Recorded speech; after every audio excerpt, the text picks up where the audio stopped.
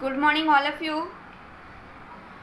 हम हिंदी में देख रहे थे शब्दों का वर्गीकरण, और मैंने पिछले वीडियो में आपको बताया कि शब्दों को, हिंदी का जो शब्द भंडार है, शब्दकोश है, उनको किस तरह से कितने भागों में बांटा गया है। ये तो हमने पिछले वीडियो में देखा, लेकिन आज इस वीडियो में जो मैंने पिछले वीडियो में पढ़ाया था, उत्पत्ति, स्रोत, इतिहास के आधार पर शब्द को जो बांटा गया है, शब्द के जो भेद है, 5 भेद, आज इस वीडियो में हम उनकी परिभाषा और उदाहरण देखेंगे और समझेंगे कि कौन तत्सम शब्द हैं, कौन तद्भव, देशज, विदेशज या संकर शब्द किसे कहते हैं। ओके, तो चलिए स्टार्ट करते हैं। उत्पत्ति, स्रोत, इतिहास के आधार पर शब्द के भेद जो है वो 5 भेद है, जिसमें फर्स्ट हमारा आता है तत्सम शब्द, सेकंड आता है तद्भव शब्द, थर्ड आता है देशज शब्द, फोर्थ विदेशज शब्द और फिफ्थ आता है हमारा संकर शब्द। ओके, जिसमें सबसे पहले हम देखते हैं तत्सम शब्द। तत्सम शब्द और तद्भव शब्द जो है, इसको समझने से पहले मैं जो आपको बता रही हूँ उसे ध्यान से समझिए। हम जिस हिंदी को आज पढ़ रहे हैं, इस हिंदी का उद्भव जो हुआ है वो संस्कृत से हुआ है। संस्कृत से हिंदी का जन्म हुआ है। पहले संस्कृत बोले जाते थे और धीरे धीरे लोगों को संस्कृत के इन शब्दों को बोलने में, उच्चारण करने में कठिनाई हुई और संस्कृत के इन शब्दों का रूप धीरे धीरे बदलने लगा, उसके रूप में परिवर्तन होने लगा। और संस्कृत के वही शब्द जो परिवर्तित रूप में प्रयोग किए गए तो वो तद्भव कहलाए, और संस्कृत के जो शब्द हिंदी में उसी रूप में प्रयोग किए गए वो तत्सम कहलाए। ओके, तो चलिए परिभाषा देख लें। तत्सम शब्द किसे कहते हैं? तत् धन सम, ये 2 शब्दों के मेल से बना है। तत् धन सम, जिसका अर्थ होता है उसके सम्मान या उसी के सम्मान। किसके सम्मान? तो संस्कृत के सम्मान। संस्कृत के सम्मान, संस्कृत के ऐसे शब्द जो ज्यों के त्यों हिंदी में प्रयोग किए जाते हैं वो तत्सम शब्द कहलाते हैं। संस्कृत के ऐसे शब्द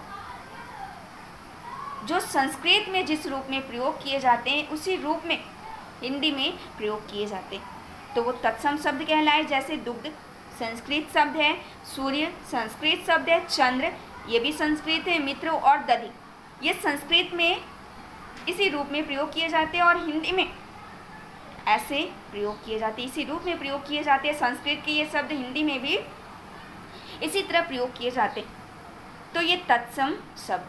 परिभाषा ही स्पष्ट है यहाँ पे। संस्कृत के ऐसे शब्द जो ज्यों के त्यों हिंदी में प्रयोग किए जाते हैं उसे तत्सम शब्द कहते हैं। जैसे ये हमारे सारे संस्कृत के शब्द हैं और इसी रूप में हिंदी में प्रयोग किए जा रहे हैं, ये तत्सम शब्द हैं। आप देखते ही होंगे, पढ़ते भी होंगे, दुग्ध, सूर्य, चंद्र, मित्र, दधि, हिंदी में ये शब्द प्रयोग किए जाते हैं। तो संस्कृत के शब्द हिंदी में इसी रूप में प्रयोग किए जा रहे हैं, इसलिए ये तत्सम शब्द हमारा है। तद्भव शब्द किसे कहते हैं? तो संस्कृत के वे शब्द जिनका व्यवहार हिंदी में बिगड़े हुए रूप में होता है वो तद्भव शब्द कहलाते हैं। तद्भव शब्द जो है ये 2 शब्दों के मेल से बना है। तद धन भव, अर्थात उससे उत्पन्न, संस्कृत से उत्पन्न शब्द, लेकिन उन शब्दों का समय के साथ परिवर्तन होता चला गया, उसके रूप में परिवर्तन हुआ। संस्कृत के उन शब्दों के रूप में परिवर्तन हुआ और वही परिवर्तित रूप में संस्कृत के ये शब्द जब हिंदी में प्रयोग किए गए तो वो क्या कहलाए? तद्भव शब्द कहलाए। जैसे सूरज, हमने यहाँ देखा सूर्य तत्सम शब्द है, लेकिन इसका रूप बदला धीरे धीरे समय के साथ। इस शब्द का, सूर्य का रूप बदला और ये किस में? हिंदी में आ पहुँचा, ठीक है, तो सूरज। तो सूरज हमारा तद्भव शब्द हुआ, सूर्य का रूप बदला तो सूरज। उसी तरह से दुग्ध, पहले क्या कहा जाता था? दुग्ध। दुग्ध शब्द में ये परिवर्तन हुआ और किसमें हुआ? दूध में। तो ये तद्भव शब्द। जैसे हमारा हस्त, हस्त क्या है? तत्सम शब्द है, परंतु इस हस्त शब्द में परिवर्तन हुआ और धीरे धीरे धीरे धीरे हत्था, फिर हाथ, और इस तरह से हस्त शब्द कहाँ पहुंचा? हस्त। और इस तरह से हस्त शब्द जो था वो हाथ में परिवर्तित हुआ। तो हस्त हमारा तत्सम शब्द और हाथ क्या हो गया? तद्भव शब्द। उसी तरह से चंद्र का रूप बदला, चांद, मित्र, मित, और दधी, दही रूप में परिवर्तित हुआ। तो जो परिवर्तित रूप में हिंदी में प्रयोग किए गए वो तद्भव शब्द कहलाते हैं, और संस्कृत के जो शब्द हिंदी में उसी रूप में प्रयोग किए जा रहे हैं तो वो तत्सम शब्द कहलाते हैं। यहाँ तत्सम और तद्भव क्या है ये स्पष्ट हुआ। आशा करती हूँ कि आप लोगों को समझ में आ गया होगा तत्सम शब्द किसे कहते हैं और तद्भव शब्द किसे कहते हैं। अब हम आगे बढ़ते हैं थर्ड पे। देशज शब्द किसे कहते हैं? देशज, देश धन ज, अर्थात देश में ही जन्मा हुआ। देशज शब्द अर्थात देश में जन्मा शब्द देशज शब्द। क्षेत्रीय भाषाओं के कारण उत्पन्न शब्द देशज शब्द कहलाता है। देशज शब्द जो है ये देशज, हिंदी में कुछ ऐसे शब्द प्रचलित हैं जिनके मूल का स्पष्ट पता नहीं चलता है, जिनके मूल उद्भव का पता नहीं चल पाता है, ऐसे शब्द देशज शब्द कहलाते हैं। ये प्रायः जन भाषाओं से आए हुए हैं। इनके मूल का वैज्ञानिक अनुमान लगाना प्रायः संभव नहीं है। यानी ये जो देशज शब्द हैं वो स्थान विशेष से उत्पन्न है, ऐसा कहा जाता है। कुछ ग्रामीण भाषाएं इसमें सम्मिलित है देशज शब्द में, जैसे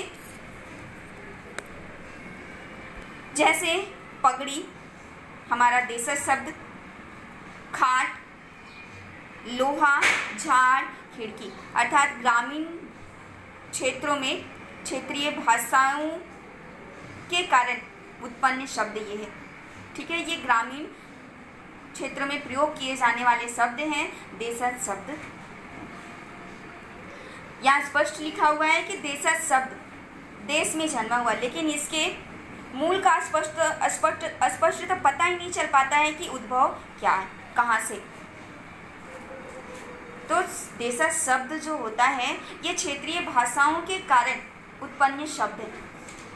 क्षेत्र में प्रयोग किए जाने वाले, क्षेत्रीय भाषाओं में ग्रामीण क्षेत्रों में प्रयोग किए जाने वाले शब्द विशेष क्षेत्रीय भाषाओं अर्थात ग्रामीण क्षेत्र में प्रयोग किए जाने वाले शब्द देशज शब्द कहलाते हैं। जैसे पगड़ी, खाट, लोटा, झाड़, खिड़की, खटिया, ये सब शब्द क्या है? हमारे देशज शब्द हैं। ओके, अब हम फोर्थ पॉइंट की ओर बढ़ते हैं, विदेशज शब्द या फिर जिसे कह सकते हैं आगत शब्द। आगत या विदेशी शब्द, तो विदेशी भाषाओं से हिंदी भाषा में आए शब्द विदेशी शब्द कहलाते हैं। हम सभी को पता है कि भारत में अनेक विदेशी जातियां आई और इन विदेशी जातियों के आने से उन भाषाओं का प्रभाव हमारे हिंदी भाषा पर पड़ा।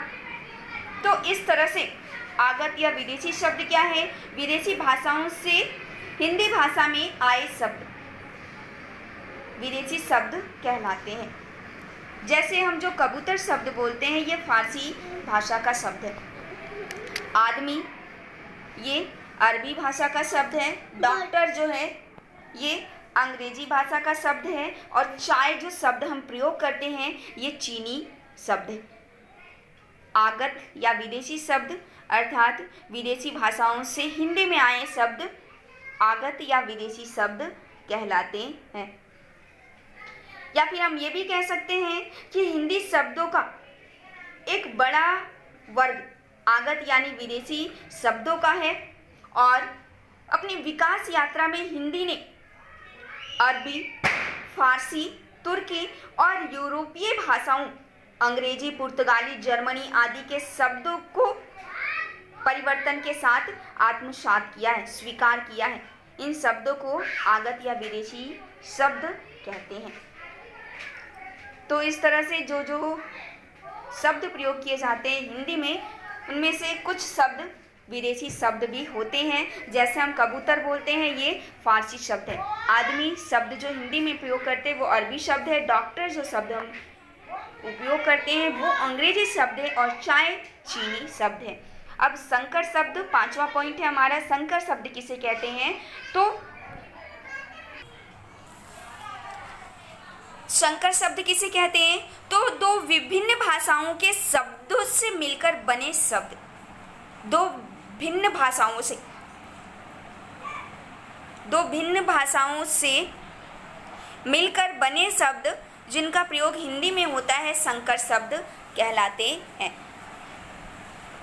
जैसे टिकट घर हम हिंदी में प्रयोग करते हैं। ये टिकट घर जो है ये दो शब्दों के मेल से बना है, टिकट और घर। इसमें टिकट जो है ये अंग्रेजी शब्द है और घर जो है ये हिंदी शब्द है।